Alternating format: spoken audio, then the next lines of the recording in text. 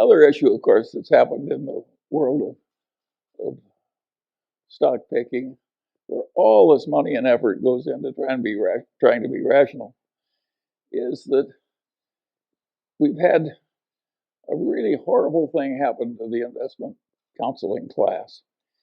And that is, these index funds have come along and they basically beat everybody. And not only that, the amount by which they beat everybody is roughly the amount of cost of running the operation and making the changes in investments. So you have a whole profession that is basically being paid for accomplishing practically nothing. This is very peculiar. This is not the case with bowel surgery or even the criminal defense bar and the law or something. They have a whole profession where the chosen activity they've selected, they can't do anything. Now, in the old days, the people in the profession always had some of this problem.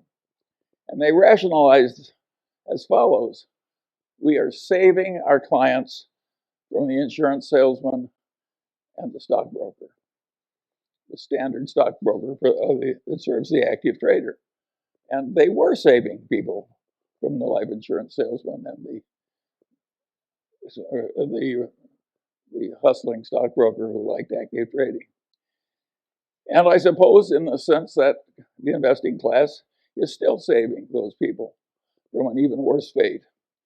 But it is very peculiar when a whole profession that works so hard and is so admirable, and the members of which we are delighted when they marry into our families, and they just can't do what the profession is really trying to do, which is get better than average results. How is that profession handling this terrible situation as index investing gets more and more popular, and including by a lot of fancy places? I'll give you a very simple answer. They're handling it with denial. They have a horrible problem they can't fix, so they just treat it as non-existent. This is a very stupid way to handle a problem.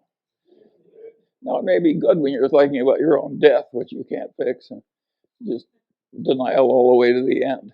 But in all the practical fields of life, this problem thoroughly understood is half solved or better coped with. So it's wrong to have all these people in just a state of denial and doing what they've always did year after year and hoping that the world will keep paying them for it, even though an unmanaged index is virtually certain to do better. It's a very serious problem. And think of how much New York, say, needs a flow of money from finance.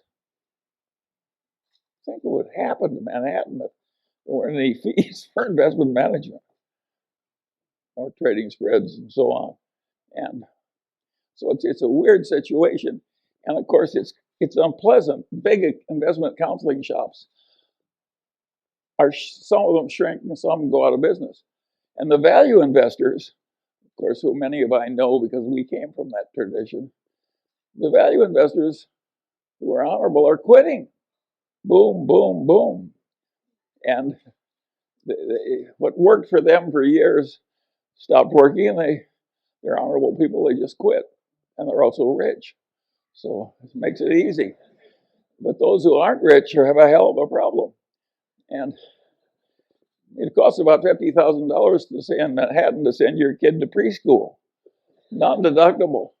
And that's just the start of an endless procession of years of vast expense. So if your game is money management, you have a serious problem. And I don't have any solution for this problem. I do think that index investing, if everybody did it, won't work. But for another considerable period, index investing is going to work better than active stock picking, where you try and know a lot.